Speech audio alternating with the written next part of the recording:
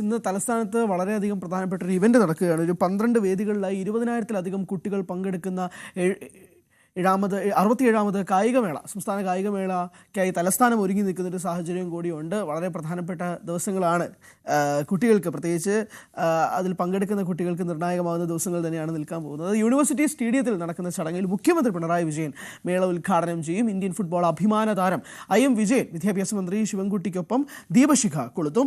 20,000-ത്തിലധികം വരുന്ന കായിക താരങ്ങളാണ് ഇക്കുറി മേളയിൽ പങ്കെടുക്കുന്നത്. കേരളത്തിലുടനീളമുള്ള 20,000-ത്തിലധികം കായിക താരങ്ങൾ മാറ്റുരയ്ക്കുന്ന സംസ്ഥാന കായികമേളയ്ക്ക് തിരിതെളിയാൻ ഇനി മണിക്കൂറുകൾ മാത്രമാണ് ബാക്കി. 12 വേദികളിലായി നടക്കുന്ന കായികമേളയുടെ എല്ലാ ഒരുക്കങ്ങളും പൂർത്തീകരിച്ചു കഴിഞ്ഞു.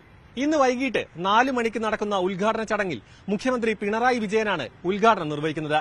അതിനു മുന്നോടിയായി ഓരോ ജില്ലകളിൽ നിന്നുള്ള 300ഓളം കായിക താരങ്ങൾ ഉൾപ്പെടുത്തിക്കൊണ്ടുള്ള മാർച്ച് പാസ്റ്റ് നടക്കും. അതിൽ കേരളത്തിന്റെ അഭിമാന താരമായ IM വിജയനാണ് ദീപശിഖയേന്തുന്നത്. ഒപ്പം കേരളത്തിന്റെ വിദ്യാഭ്യാസ മന്ത്രി ശിവൻകുട്ടിയും പങ്കെടുക്കും. കായികമേളയ്ക്കെത്തുന്ന ഈ താരങ്ങളെയെല്ലാം വരവേൽക്കാനായി തലസ്ഥാന നഗരി പരിപൂർണമായി ഒരുങ്ങിക്കഴിഞ്ഞു. 142 ബസ്സുകളും 74 സ്കൂളുകളും ഇതിനായി വിദ്യാഭ്യാസ വകുപ്പ് ഒരുക്കിയിട്ടുണ്ട്. നഗരത്തോട് ചേർന്ന് നിൽക്കുന്ന സ്കൂളുകളാണ് നിലവിൽ ഈ കുട്ടികളുടെ അടക്കം ഈ താമസ സൗകര്യത്തിന് വേണ്ടി സജ്ജീകരിച്ചിട്ടുള്ളത്. ഇവർക്ക് ഈ വേദിയിലേക്കും തിരിച്ചും യാത്ര ചെയ്യാൻ വേണ്ടി 142 ബസ്സുകളും ഒരുക്കിയിട്ടുണ്ട്. എല്ലാ തവണത്തെയും പോലെ പഴയിടം നമ്പൂരി തന്നെയാണ് ഇത്തവണയും കുട്ടികൾക്ക് വേണ്ടിയുള്ള ഭക്ഷണം ഒരുക്കുന്നത്. ഇതിനൊപ്പം കാലാവസ്ഥ മാത്രമാണ് ചെറിയൊരു വിപരീത ഘടകമായി നിലനിൽക്കുന്നത്. അത്തരത്തിൽ കാലാവസ്ഥ, മഴ ഒരു പ്രശ്നമായി വരികയാണെങ്കിൽ പ്ലാൻ B ഒരുക്കിയിട്ടുണ്ടെന്നാണ് വിദ്യാഭ്യാസ മന്ത്രി കഴിഞ്ഞ ദിവസം നമ്മോട് പ്രതികരിച്ചത്. പ്ലാൻ ബിയിൽ ഇത്ര വർണ്ണാഭമായ കാര്യങ്ങൾ നടത്താൻ കഴിയില്ലെങ്കിലും പ്ലാൻ എയിൽ തന്നെ തുടരാനാണ് പരമാവധി ശ്രമിക്കുക എന്നാണ് വിദ്യാഭ്യാസ മന്ത്രി പറഞ്ഞിട്ടുള്ളത്. ബുദ്ധിമുട്ട് ഞങ്ങൾ അനുഭവിക്കുന്നു. ഒരു വെല്ലുവിളി വന്നിരിക്കുന്നത് കാലാവസ്ഥയാണ്.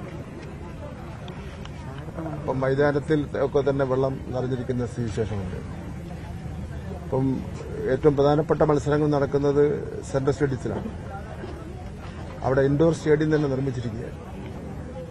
ആ ഇൻഡോർ സ്റ്റേഡിയത്തിൽ 8 ഇൻഡോർ ഐറ്റംസിന്റെ മത്സരം നടക്കുകയാണ്.